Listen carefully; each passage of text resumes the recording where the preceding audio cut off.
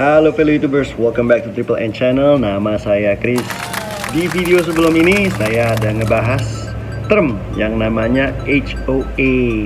Jadi HOA itu adalah term yang harus kita perhatikan ketika membeli properti, rumah ataupun apartemen di Amerika. Di video kali ini saya akan ngebahas satu term lagi yang namanya Mello-Roos. Jadi kalau misalnya kita shopping for property, kadang-kadang ada yang namanya Mello-Roos. Apa yang dimaksud dengan Mello-Roos tersebut? Simak aja di video ini, kita akan bahas. Lanjut.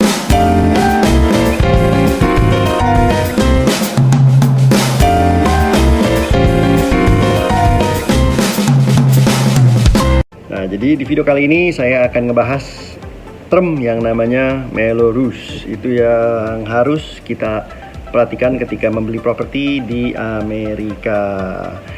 Ya, sebelum kita mulai, seperti biasa, saya sambil ngopi. Cheers everybody. Kopi yang saya hari ini minum adalah ini dia, Punk Bunny Coffee, father of all dark roast. Interesting info about this Punk Bunny Coffee ini ya. Ini associated sama band yang namanya Green Day kemarin, yang tahun 90 amat sangat populer, amat sangat terkenal. Sekarang pun sebenarnya masih top, tapi ya mungkin generasi yang baru sekarang nggak gitu familiar. Well, maybe not too familiar, I don't know. Tapi generasi saya Green Day itu lumayan ini. Anyways, kita langsung straight to the point aja hari ini. Kita akan ngebahas yang namanya Mello-Roos, term yang namanya Mello-Roos. Kita langsung aja mulai. Kita mulai dengan ngebahas mengenai history of this Mello-Roos. Jadi ini dia bagian yang ini, yang kedua. When did Mello-Roos start? Where did it come from? Nah, jadi langsung aja. Finding funding for local public facilities and services is such a big task. Senator Henry Mello, ini dia Mello, and Assemblyman Mike Roos, jadi namanya ini ya Mello-Roos, proposed the Mello-Roos Community Facilities Act of 1982, which gave California local governments access to community funding. Today we abbreviate the name to Mello-Roos. Jadi ini history di balik Mello-Roos charge tersebut ya. Jadi apa sih sebenarnya Mello-Roos tersebut? Kita langsung aja bahas yang section pertama ini. Mello-Roos is a special tax paid by property owners within a district area that goes toward public facilities and services. Nah, jadi untuk simpelnya ini langsung ada di sini nih.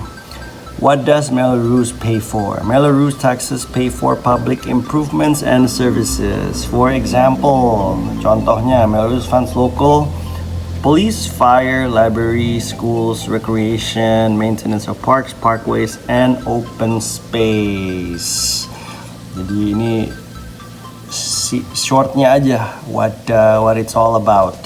Some Mello-Roos taxes are tied to public improvements and may be financed with bond proceeds. Other Mello-Roos taxes are tied to a particular services provided to property owners within the district.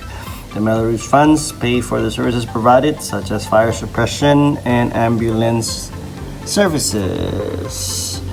Jadi ini information mengenai Mello-Roos, what it is, how we got started. Nanti linknya akan saya bagi di info di video ini. Jadi kalau fellow YouTubers interested to learn more about it, bisa lihat nih linknya yang dimana information ini saya dapatkan. Nah, kita langsung aja nih. When does Mello-Roos expire? Not all Mello-Roos taxes have an expiration date. Jadi ini satu hal yang harus diperhatikan ya kalau membeli properti, karena tidak semua ada expiration date. Tapi kadang-kadang itu 25 sampai 30 tahun, itu just a rough estimate. Tapi kadang-kadang again tidak ada expiration date. Jadi it's a continuation every year harus dibayar. Nah, jadi udah paham ya yang term yang namanya Mello-Roos tersebut, what it's all about, what it does. Jadi itu satu hal yang harus diperhatikan ketika fellow YouTubers membeli rumah. Karena kalau misalnya ada Mello-Roos charge ini, biasanya monthly paymentnya akan sedikit lebih mahal. Karena again, daerahnya mungkin masih baru, new development, jadinya memerlukan biaya banyak untuk pembangunan di daerah tersebut. The good news is, kalau misalnya kita pindah ke daerah yang baru mulai pembangunan, biasanya harganya masih lebih murah.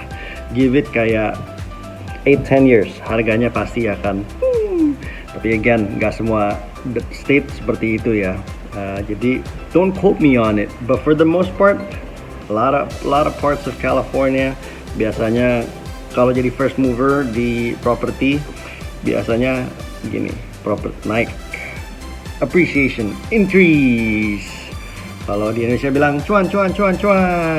Anyways, sekian dulu video kali ini, belajar sedikit mengenai kehidupan di Amerika, term